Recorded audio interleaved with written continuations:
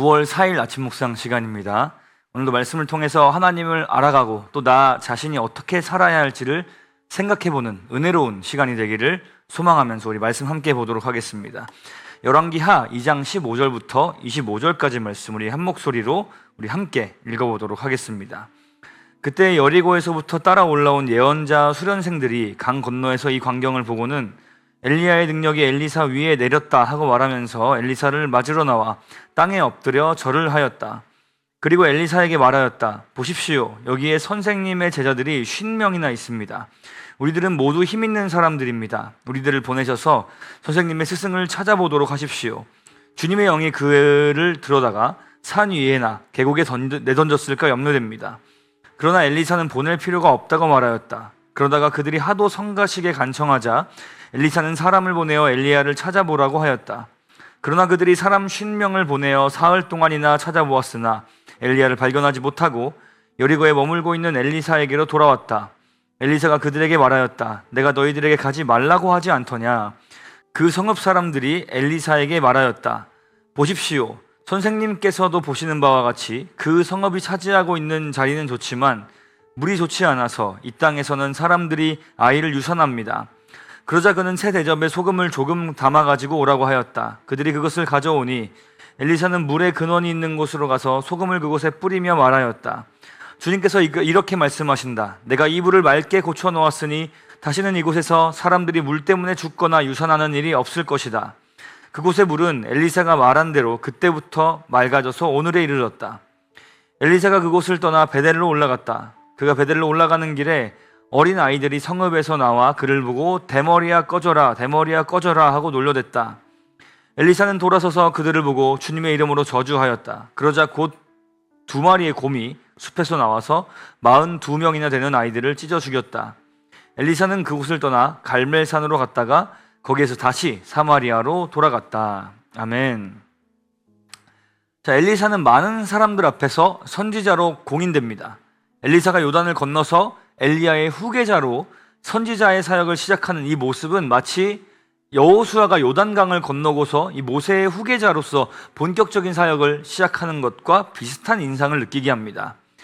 많은 선지자 수련생들은 어제 본문에서 봤던 그 장면, 엘리사가 엘리야의 옷을 가지고 강을 치자 강이 갈라지는 이 기이한 장면을 직접 목격하고서는 엘리야의 능력이 엘리사에게 내렸다라고 이야기를 합니다. 동시에 수련생들은 엘리사에게 이런 이야기를 하는데요. 우리 16절 한 번 더 읽어보겠습니다. 그리고 엘리사에게 말하였다. 보십시오. 여기에 선생님의 제자들이 50명이나 있습니다. 우리들은 모두 힘 있는 사람들입니다. 우리들을 보내셔서 선생님의 스승을 찾아보도록 하십시오. 주님의 영이 그들을 들어다가 산 위에나 계곡에 내던졌을까 염려됩니다. 자, 그러나 엘리사는 보낼 필요가 없다고 말하였다. 제자들이 이런 이야기를 한 이유가 무엇이었을까요? 사실 엘리야가 갑자기 사라졌기 때문에 하늘로 들려 올라갔기 때문에 어찌 보면 이런 염려는 당연한 것일 수 있을 것 같습니다. 혹시나 승천하신 것이 아니라 계곡에 내에 던져져 죽었다면 이 시신을 가져와서 장사를 치러 드려야 하는 것이 제자의 본분이기 때문이죠.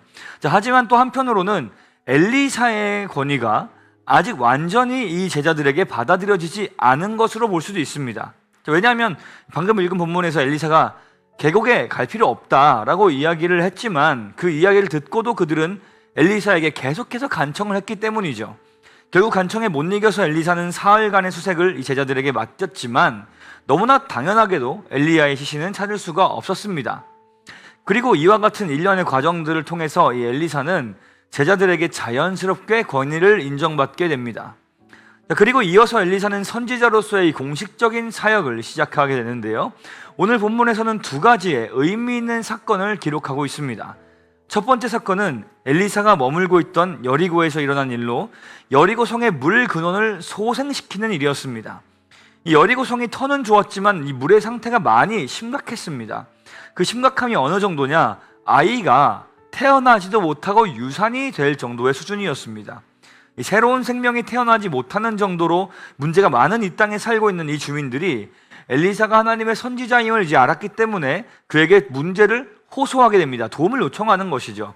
이는 곧 하나님의 긍휼과 도우심을 바라면서 취한 행동이라고 볼 수 있죠.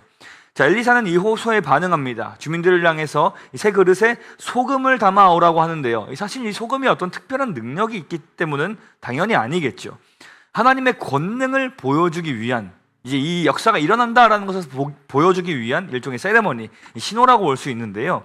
이 소금을 가져오라는 엘리사의 이야기에 이 순종한 이 주민들은 하나님의 선지자가, 더 본질적으로는 이 선지자를 통해 역사하시는 하나님께서 자신들에게 은혜를 베푸실 것에 대한 이 믿음과 소망을 가지고 이 순종을 하게 됩니다. 이제 이 소금을 뿌리면서 선언하는 엘리사의 선언에 귀를 기울여 보겠습니다. 엘리사는 물의 근원이 있는 곳으로 가서 소금을 그곳에 뿌리며 말하였다.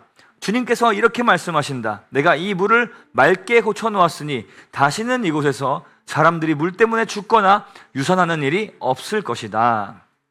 자, 그리고 물은 다시 생명의 근원으로 역할을 하기 시작합니다. 자, 이 사건은 하나님께서 모든 저주와 이 땅의 문제들을 해결하실 수 있는 분이심을, 또 하나님만이 우리에게 생명을 주시는 분이심을 보여주는 의미를 가진 그런 사건이라고 할 수 있을 것입니다. 자, 그런데 뒤이어 나오는 사건은 여리고에서의 사건과 정반대의 내용과 결과를 보여주고 있습니다. 베델을 향하여 가고 있는 엘리사를 향하여 이 젊은이들이 나와서 이 조롱을 한 것입니다. 그 조롱의 내용이 무엇입니까? 이 개역개정에서는 대머리에 올라가라 이렇게 표현이 되어 있는데요. 세번역에서는 조금 더 과격한 표현이 사용되고 있습니다. 23절 한 번 더 읽어보겠습니다. 엘리사가 그곳을 떠나 베델로 올라갔다. 그가 베델로 올라가는 길에 어린 아이들이 성읍에서 나와 그를 보고 대머리야 꺼져라, 대머리야 꺼져라 하고 놀려댔다. 자, 엘리사를 향해 이렇게 과격한 표현을 사용해서 조롱하는데 그 조롱의 결과가 무엇이었습니까? 암곰, 이제 암곰인데요. 이 암곰 2마리가 나와서는 무려 42명을 찢어 죽인 것입니다. 이들은 우연찮게 맹수를 만나서 죽은 것이 아닙니다. 엘리사를 조롱한 것에 대한 대가로서 죽음을 당한 것이죠. 자, 그런데 이 사건이 단순히 엘리사라는 한 개인에 대한 비방의 대가로 이 죽음이라는 엄격한 형벌을 받았다라고 할 수는 없을 것입니다. 과거 우리나라는 이 가부장제가 좀 엄격한 나라였죠. 성경의 배경이 되는 이 당시의 이스라엘을 비롯해서 이 고대 사회는 일반적으로 오늘날보다도 훨씬 더 엄격한 가부장 문화 기반의 사회였습니다. 자, 오늘 본문에 이 아이들, 이 어린 아이들이라고 표현이 되어 있는 단어는 대체로 실제 나이가 아주 연소한 우리가 흔히 생각하는 어린 아이들이 아니라 이 문맥상 이 젊은이들에 대한 이 비하성 표현으로 사용되었다고 보는 것이 좀 지배적인데요. 즉 어느 정도 나이가 먹은 청년들이 이 사리 분별을 하지 못하고 도덕적으로 윤리적으로 너무나 해이해진 나머지 이 어른인 엘리사를 향해서 외모로 이 어른을 조롱하는 그릇된 행태, 이 잘못된 도덕성에 대해서 꼬집은, 그것을 비판하는 그런 표현이라고 할 수 있겠습니다. 그래서 엘리사를 조롱한 것은 사실 단순히 어른을 조롱한 것, 이 비윤리적인 행위를 넘어서서 하나님의 권위에 대한 그런 어떤 조롱이라고 볼 수도 있는 것이죠. 하나님께서 권위를 부여하신 하나님에 대한 선지자의 조롱이기 때문입니다. 그들의 행동이 인간적으로 또 하나님께서 보실 때에도 악한 행동이었다라는 것이며 하나님의 권위에 대한 무시, 즉 하나님에 대한 무시로 간주되어서 그것에 대한 대가로 죽음이라는 비극적 결말을 맞이할 수밖에 없게 되었던 것이죠. 자, 여리고와 베델에서의 각각의 사건을 통해 우리가 동일한 한 가지의 진리를 발견할 수 있는데요. 그것은 바로 하나님을 의지하는 자는 살 것이고 하나님의 권위를 조롱하는 자, 즉 하나님을 의지하는 것은 고사하고 하나님을 업신여기며 사는 자는 결국에 죽음에 이르게 될 수밖에 없다는 것을 보여주고 있는 것입니다. 여러분, 생명의 주권은 주님께 있습니다. 우리 인생의 주권은 주님께 있습니다. 하나님을 의지하는 자는 살 것입니다. 영원한 생명을 얻게 될 것입니다. 하나님을 업신여기는 자는 비참한 삶의 마지막을 맞게 될 것입니다.